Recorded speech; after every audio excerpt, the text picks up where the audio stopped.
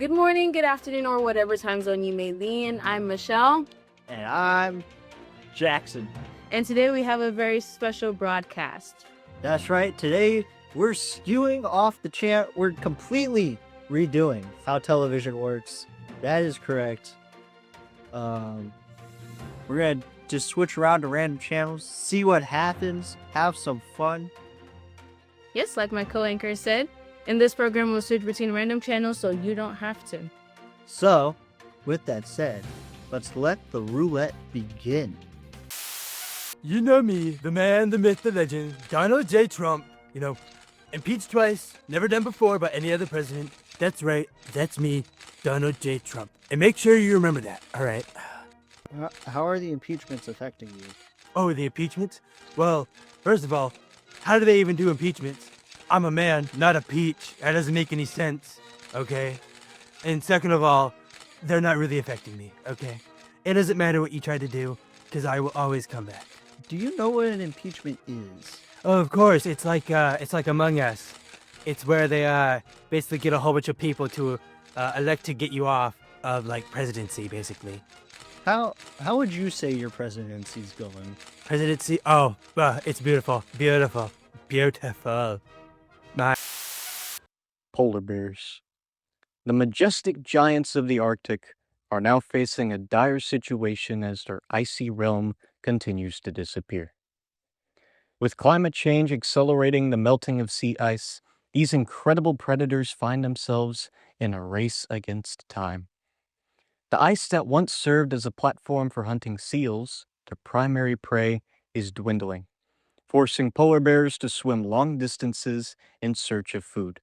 This not only exhausts their energy reserves, but also puts their survival at risk. Mothers who rely on stable ice to nurture their cubs are finding it increasingly difficult to raise their young in a rapidly changing environment. The absence of ice impacts their ability to hunt effectively, leading to malnutrition and lower cub survival rates. As the Arctic ecosystem shifts, the very fabric of life for polar bears is unraveling, reminding us of the urgent need to address climate change and protect these iconic animals and their fragile habitats. The Fire Festival, a luxury music festival planned for 2017, hosted by Billy McFarland and Ja Rule to promote their music talent booking app, Fire. The event promises luxury experience on a private island. Wait. Sorry, don't mind me. Firefest is this game. Okay, it's all fake. None of this is real. Okay, it's all fake. Okay, it's just a money scheme. Okay, there's no venue. There's a venue, but it's all outside. 100-degree weather. There's no food, no water, no bathrooms. So everyone's just standing around in the grass. I don't know what they're doing. There's supposed to be live music, but there's no music. It's all fake. Okay, so all this that you see, all the good food and good times, where friends become family. That it's all fake. Okay, I don't have a lot of time, so I'll leave with this. Okay, it's fake. Okay, I have to go now.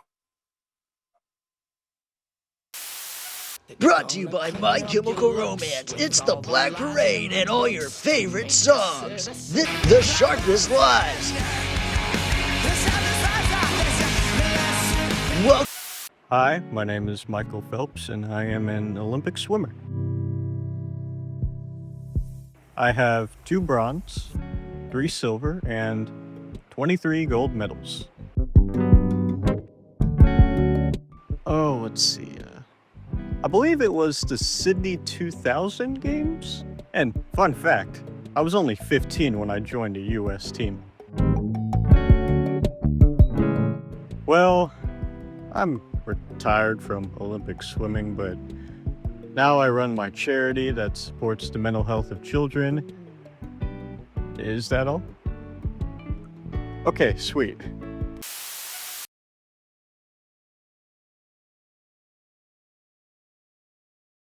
In the final moments of the 20th century, the world held its breath. Billions of lines of code, millions of systems, one critical flaw. They thought it was just a bug. But when midnight struck, It wasn't just the clock that broke. Power grids, bank records, defense systems, everything broke that night. They were not ready. Y2K wasn't a glitch. It was a countdown. Y2K, Midnight Protocol.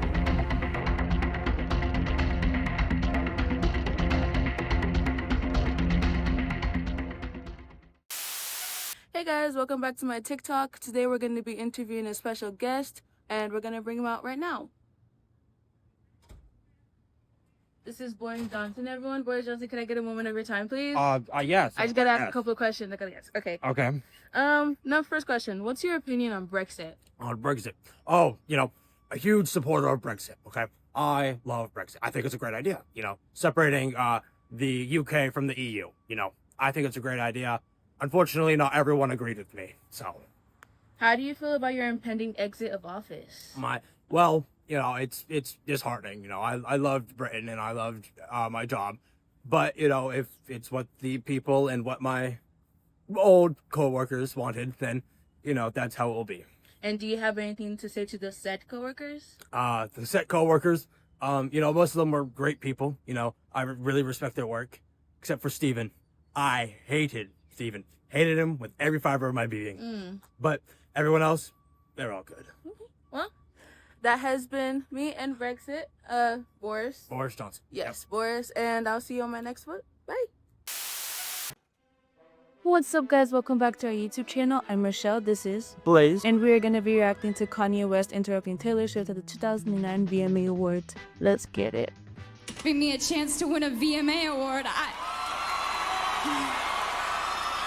Yo, Taylor, I'm really happy for you. I'm gonna let you finish.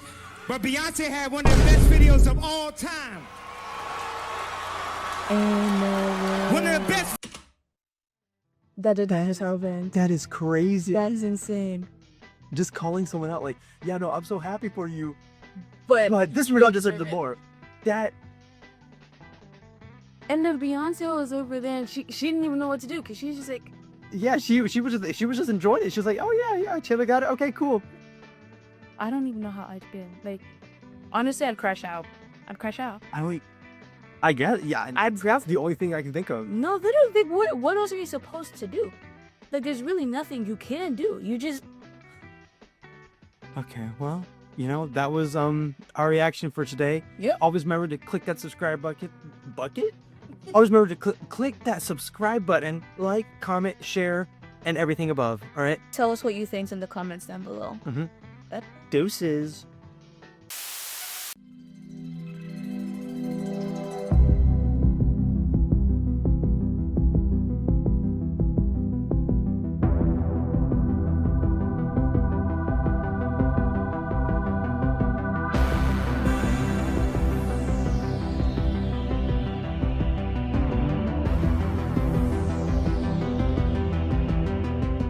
Hello, this is the Stranger Things reviewer. This is the review for season 1. So basically, a boy named Will vanishes in a small town, leaving his friends and family to uncover a secret government lab, and they find a telekinetic girl named Elle. She is connected to a parallel dimension called the Upside Down. Basically, they have to go through multiple things just to get him back because she and him are connected somehow.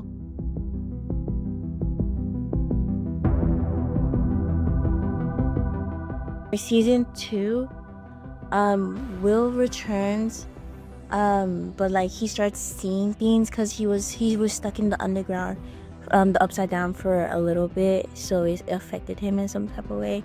He started seeing things, and like now the gang is threatened by a creature named the Mind Flayer, and like basically this leads Elle to start learning about her past, because this also has to do with her past.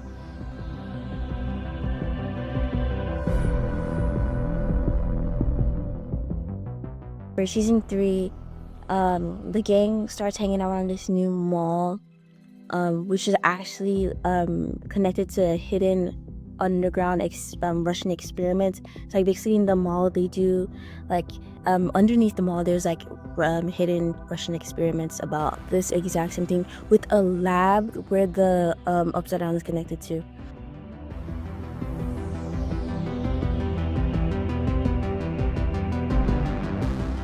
For season 4, Ella will now live together because they were close, and like now they moved to California.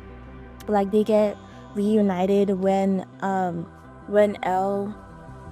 group that raised Elle kidnaps her and like brings her back, and then she discovers that her dead dad isn't really dead, and like they try to, cause she lost her powers because she closed the gate in season 3. So she has to gain her powers back in season 4. That's why they kidnapped her, because she didn't have powers. So how is she supposed to save the world? She doesn't have powers.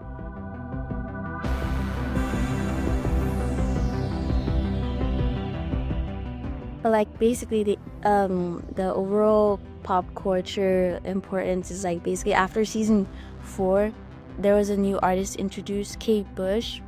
And like everyone started listening to Kate Bush because Kate Bush was also the thing that saved Max, her friend. It revived 80s culture. People started getting more interested in it and started checking out Kate Bush. And like also Dungeons and Dragons. It really blew up. Dungeons and Dragons were very popular, but like this season really made it popular because it was very relevant to this season. So everyone started checking out Dungeons and Dragons again.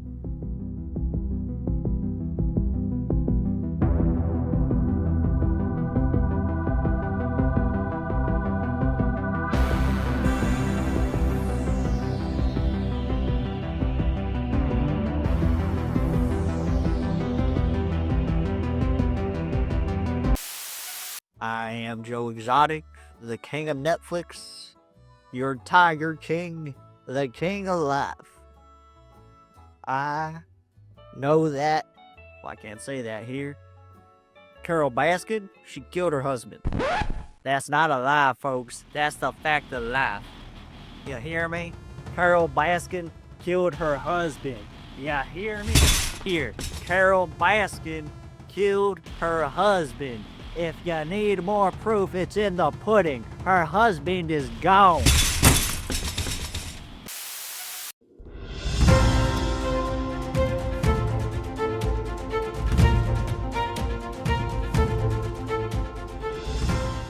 This just in, breaking news.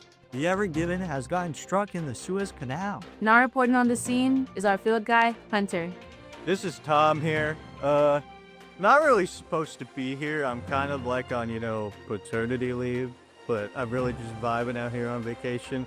So right behind me, this massive, container ship just decided to, Tokyo drift itself into the canal. And this is a real big problem for, global trade, because it's going to slow down a lot of trade in the Middle East. All of your, stock supply of, toilet paper and Hot Wheels, they're going to be pretty slow for a while. So, yeah, back to you, I guess. Thank you so much for your insight, field guy Tom. We thought it would be Hunter, but according to HR, he got fired. Yeah. Well, I am your anchor, Michelle, and this is my co-anchor, Jackson? and this has been Zinc News.